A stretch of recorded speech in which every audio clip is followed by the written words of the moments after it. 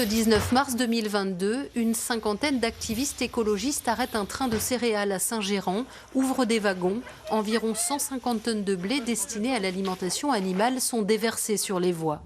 La coopérative Le Gouessant, destinataire des céréales, estime alors son préjudice à 2 millions d'euros. Acte de gaspillage alimentaire pour les uns, indécence pour d'autres, l'attaque du train suscite alors une vague d'indignation. Parmi les militants, 12 d'entre eux devront répondre de leurs actes devant le tribunal de Lorient. À la veille de leur procès, nous avons rencontré plusieurs prévenus. Ils estiment que leur action était non violente. On ne se considère pas comme des destructeurs. Aujourd'hui, on défend plutôt un modèle agricole paysan, localisé et plutôt respectueux du vivant. Donc non, on n'accepte pas ce terme de destructeur.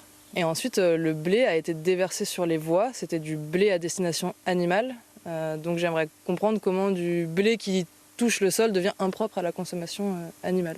Soutenus par le collectif contre les fermes-usines, les militants attendent du procès qu'il ouvre le débat sur la transition écologique, quels qu'en soient les risques.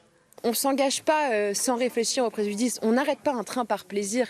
Notre action, elle était réfléchie, raisonnée. On a pensé l'ensemble des risques, des préjudices.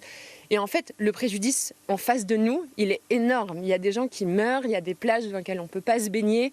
Il y a la profession d'agriculteur qui est mise en danger. La Bretagne est une zone sinistrée par son agriculture intensive.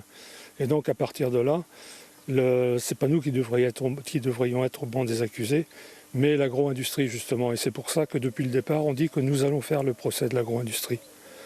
C'est effectivement ça qu'on attend, la relaxe, parce que nous sommes des lanceurs d'alerte.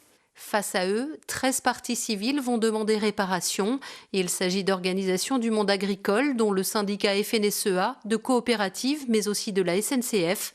Poursuivis pour entrave à la circulation d'un train, entrée irrégulière sur une voie ferrée, dépôt d'objets sur les rails et dégradation en Réunion, les militants encourent jusqu'à 5 ans d'emprisonnement et 75 000 € d'amende.